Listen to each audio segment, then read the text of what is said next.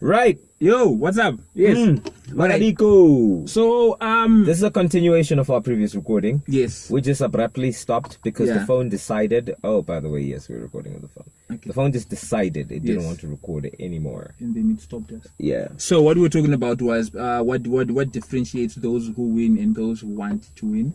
And we were talking about athletes. I think there's a verse where Paul says you must fight to win. You know, you mustn't fight just run the race. If you're Yes. in a race, whoever runs the race runs to get the prize. Yeah. So run in such a way that you make sure you're getting the prize. Yeah. So do everything possible to assure and affirm yourself that you are ready and you qualify for getting the prize. Because I don't think a lot of people, for whatever they want, there's a few things that I wanted to do earlier, a few years earlier than now, that I wanted to get, and I thought I would get the prize, but I wasn't willing to do as much work.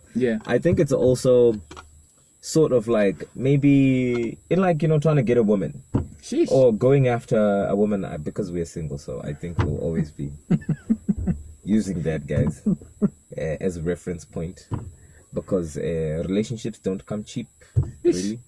You know, they are not like, they are just as hard as Mvura Kanzuru. Actually, we are in the hood, Kugeto Akuna Mvura. So, anyway, guys, what an analogy. What in the world am I saying? Listen, guys. So, I am saying, you have to be willing to do everything to capture the attention of the woman. You have to be willing to do everything to get to know the woman, to show the woman that you really want her and that you are worth having her or that you are worth having for her. You know what I mean? And I think also it's the same as in whatever, if it's business, if you're an athlete or whatever you're doing, it's putting in the work. Maybe you have done as much time as everybody else has done. You have trained as much as everybody else has trained. But like you had mentioned, mental capacity, your resistance, your resilience, your ability to get to a point where you know that this is, I am at the max. And everybody else is at their max. But I am willing to stretch myself further so that I can get this prize, so that I can get this gold, so that I can get the medal. And I think a lot of people fail at the point where they feel that they have to stretch. I was listening to I was listening to a sermon and it was talking about change. And change is definitely going to come. And this is what happens if you ran a race. Let's say, take for instance Usain Bolt. If Usain Bolt ran a race and he was the fastest in 8 seconds or 7 seconds, and then he runs the next year, and then he runs the next year, and he's still the winner. Then the fourth year, there are 2 more people who have run a record-breaking time that have run with him. That means change has come. He would ideally want it to be him as it was the past 3 years. That means change has come. There are 2 more people who are just as fast as you are. So that means your last best mode of training, your last best race is now your worst race, because things have changed. There's someone else who can do better than what you did, so that's going to disqualify you. So for you, in order to win, in order to get the prize, you've got to accept the fact that, okay, change has now come. There are people who can do it better than I can do it.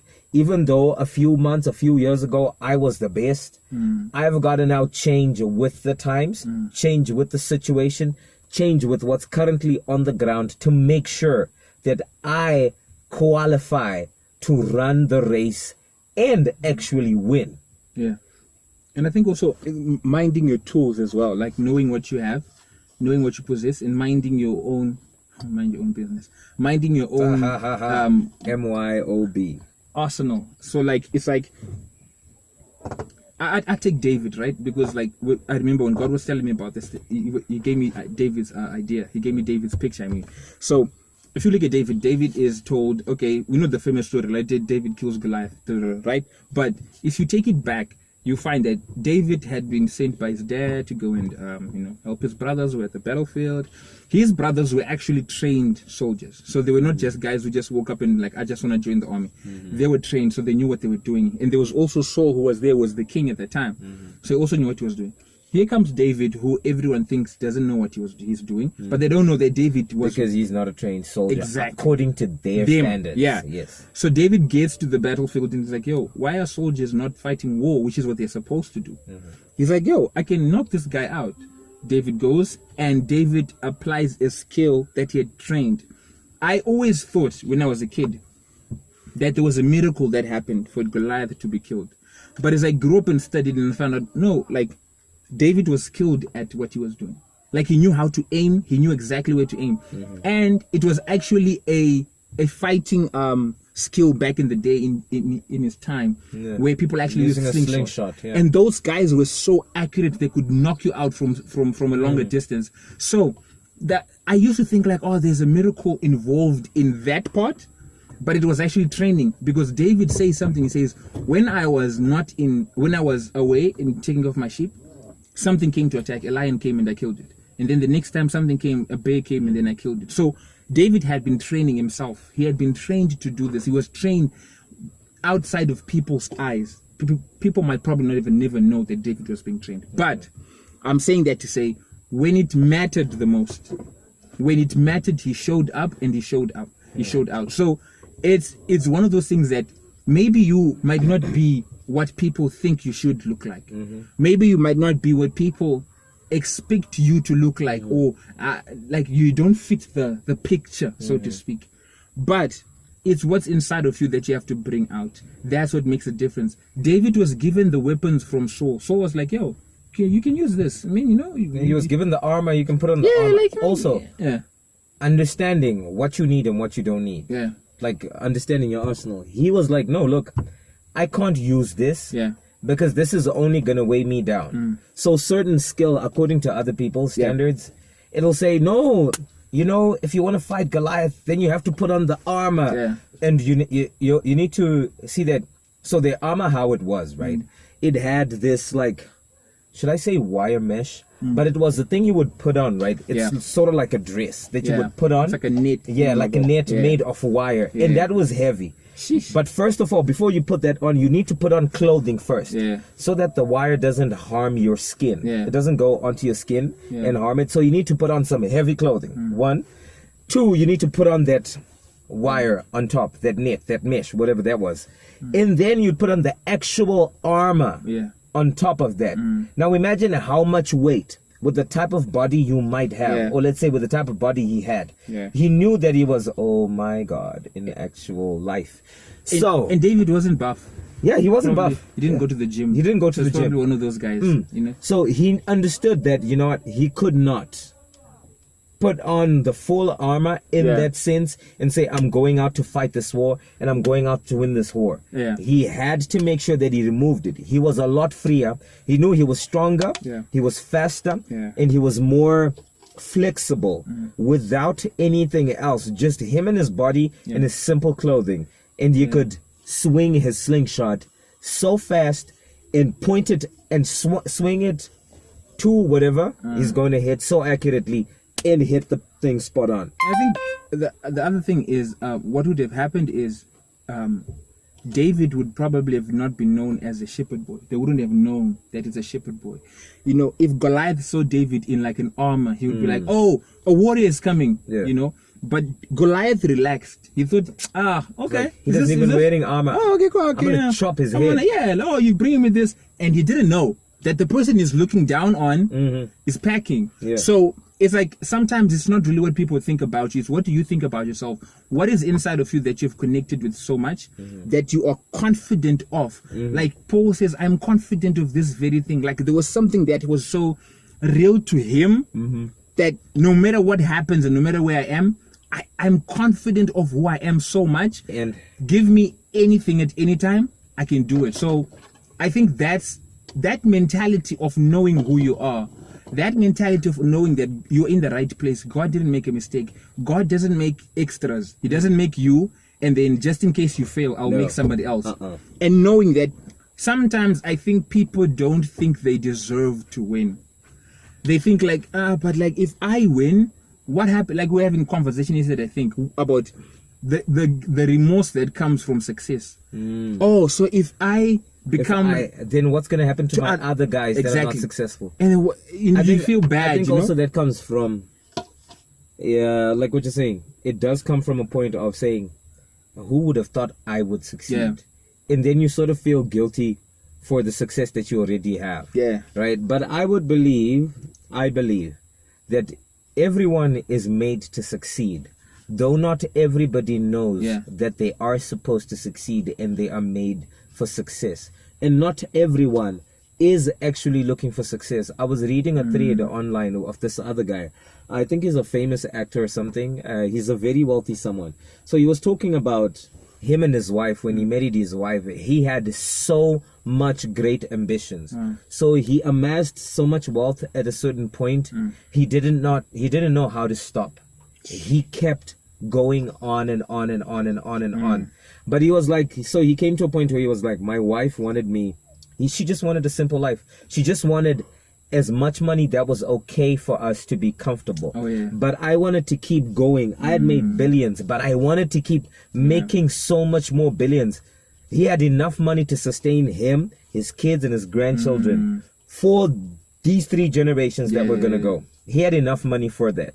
But he was like, my problem was, I knew I had to get to success, but I did not know how to put a lid on it. I'm saying that to say certain other people, like I'm saying that not everybody is that hungry. Yeah. Certain people just want to get to a certain level of, I think this is okay for me. And then they sit down. Yeah. You know, not to say it's good to keep going and lose track, because he then added on and said, I was so engulfed in trying to make so much money. I ended up losing myself and I lost my wife. Wow. I destroyed my relationship with my wife because I kept going out, trying to make that and trying to make that.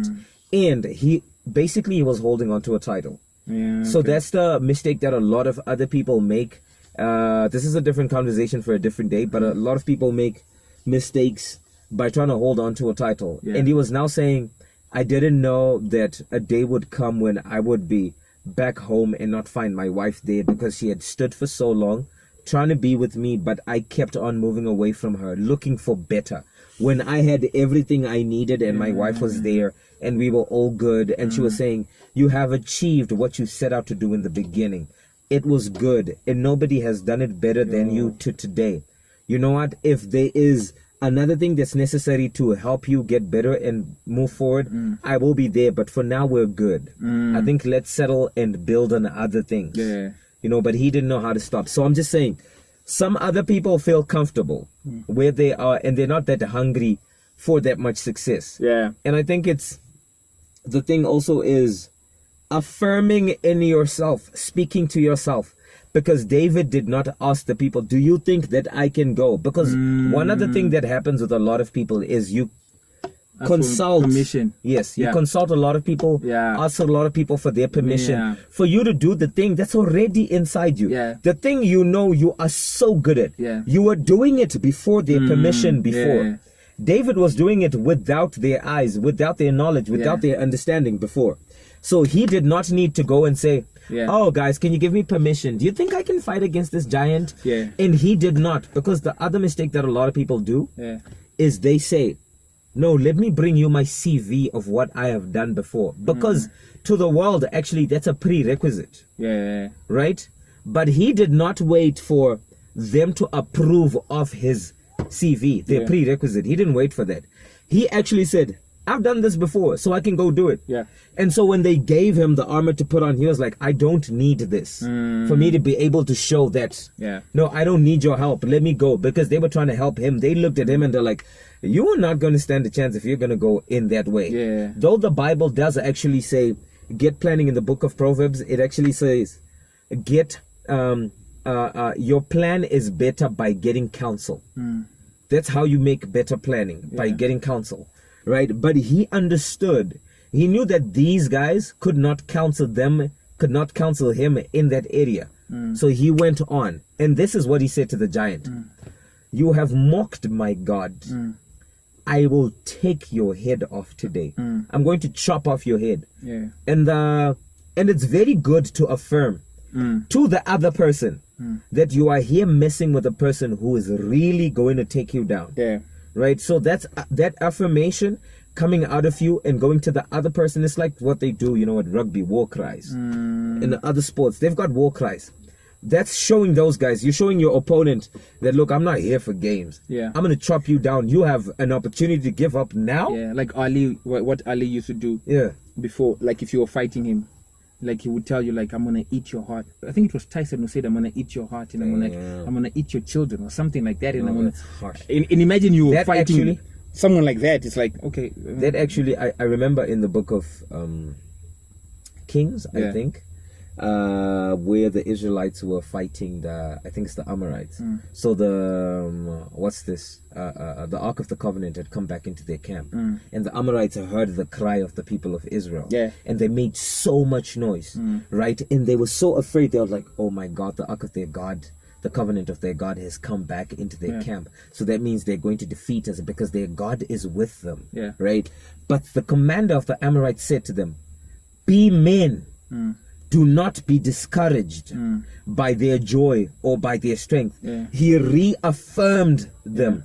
There was this reaffirmation. So these guys, I believe that then the Israelites sat back and relaxed, and they're saying, oh no, God is going to fight us. He's going to fight for us. So we don't need to bring our A game, right? Oh my God, this is going to spiral into so many things. Anyway, it also ties into a book I was reading, Living in the Balance of Faith and Grace. So where it was saying a lot of people sort of misunderstand.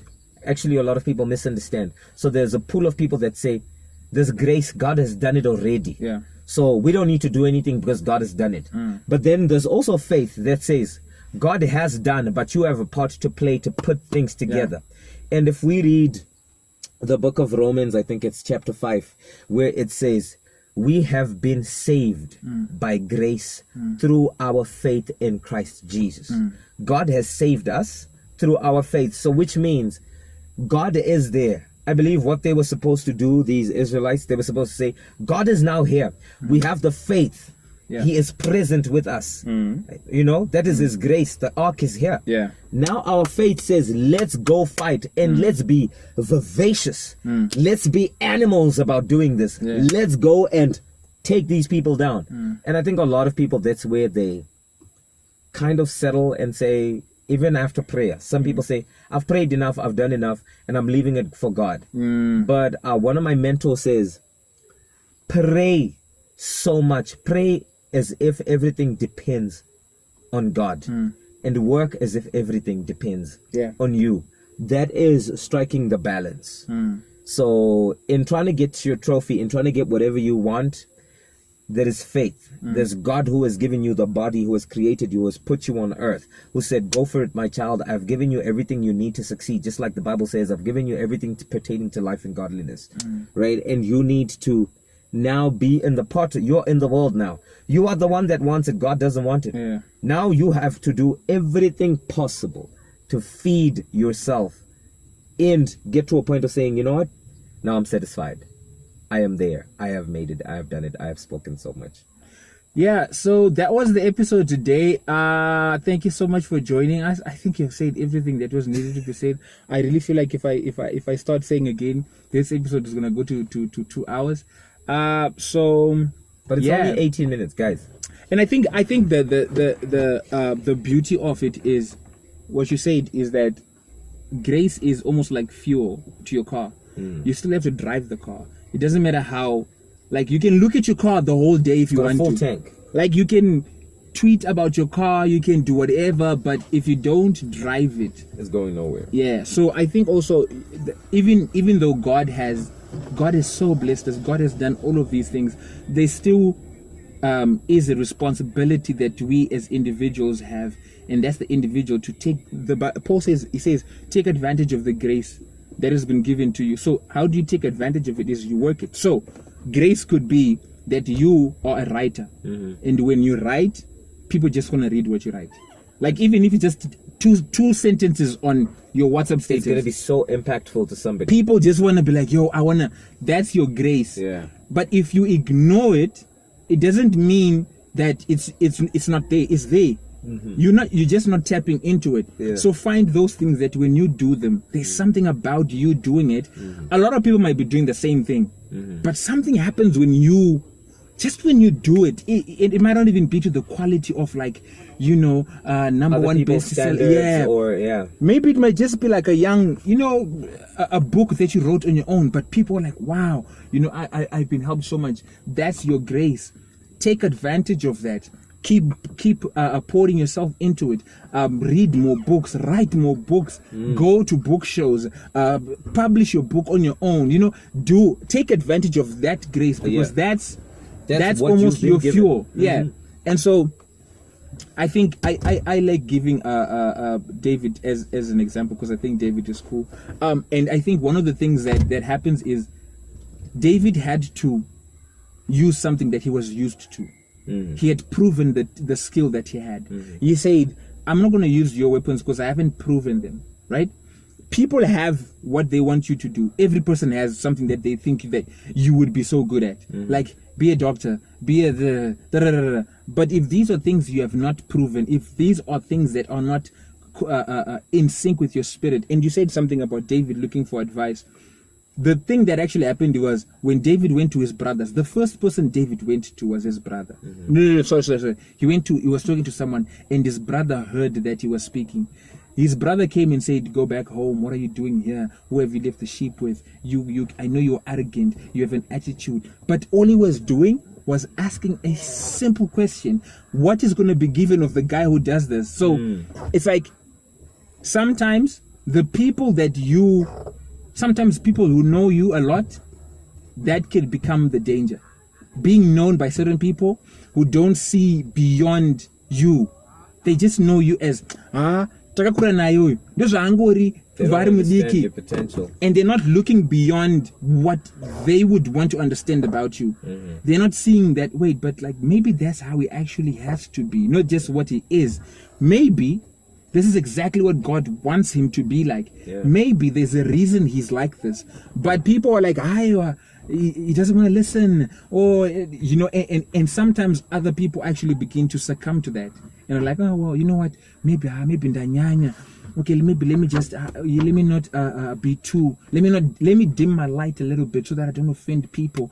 And you begin to live your life at a lesser rank, so to speak. Actually, you said that. I've noticed that whenever you want to change, whenever you want change, or whenever you initiate change in your life, you automatically create enemies. Yeah. And those enemies can be your friends that then become your enemies, or your family that then become your enemies, or your general society that then just becomes, or yourself. Yeah. Like, there's this, I think, I know I say this a lot, like we had the conversation the other day, because we have conversations almost every day. But the conversation was, every action creates a reaction. So when I decide I want to change, when I change, the thing that I lift now is a vacuum. So maybe I was doing something for someone else. Now I need to change. That person is going to be like, whoa, okay, you going on, but what about me? And then all of a sudden the change, which was good, now has a negative effect, right? So it's like those things it's almost like they're inevitable. Like whenever you want to do something, also change could become, you could trap yourself in the idea of change, which is you could actually say, you know what, I want to change this and this and this and that, but not now. Then you wait. Then you're like, I want to change this and this and this, and then that change actually never happens. But you are caught in a circle of desire to. So the desire to do something is always fun. It's always cool, like to wake up, like, I'm gonna work out this month. This month I'm gonna go to the gym. And feelings are the most deceptive things. Yeah. Feelings are momentary. Yeah. They're momentary. How do you say it? Momentary. Wow. Momentary. Yes. Things. Right? It's like, look, I am black, but I'm not exactly white, guys. So forgive me if my English is broken, but I think feelings are momentary things. Yeah. They live only to a certain extent. Yeah. Right? And feelings are not proof of physical existence of things. Because you might feel good in a certain area of things, but that doesn't actually mean you are good. It makes you feel good to run. It doesn't mean you are a good runner. It makes you feel good to speak. It doesn't mean you're a good speaker. It makes you feel good to cook. It doesn't mean you're a good cook. If you say it again, it makes you feel good to, I'm gonna get out of the car. It makes you feel good to feel good. It makes you feel good to feel good. If it makes you feel good to get out the car. But anyway, yes, guys. So that's done. Podcast is over. Goodbye. We'll see you next. Yo, thank you so much for joining us. We had fun. Hopefully you had fun. And yeah, hopefully you guys learned something. Let us know in the comment section. You can actually now listen to our podcast on Spotify, which is super cool. We want to be everywhere where you guys listen to podcasts. Yeah. So just look, even we're coming there. And there you're going to be listening to the podcast. We're taking it everywhere. Yes, internationally syndicated. This is a global podcast. Yes. So guys, God bless you. Have a good one. Yes, have a good Stay Monday. true to yourself. Yes. Always follow your purpose. Do not leave that. Yes. Even if starting to grow. Hey, guys, tap in the podcast. Bye-bye.